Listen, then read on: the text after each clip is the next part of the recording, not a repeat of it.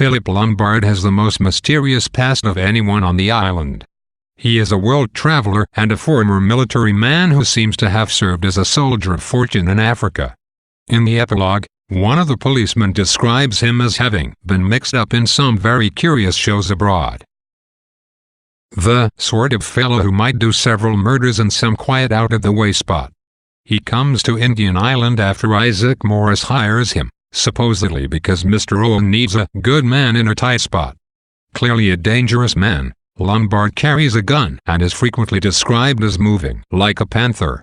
He is bold enough to initiate several searches of the island, perceptive enough to suspect Judge Wargrave of being the killer, and brave enough to voice his suspicions.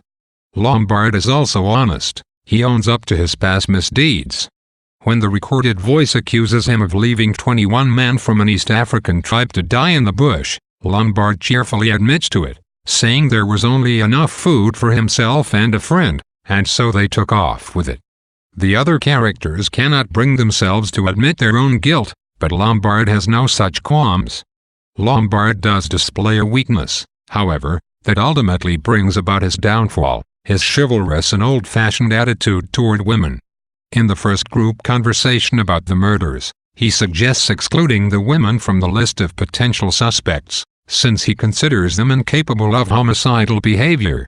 Lombard's tendency to underestimate women enables Vera to steal his gun and shoot him when he jumps at her. In a strange way, his death unites Vera and Lombard. They are the only characters to die at the hand of someone other than Wargrave.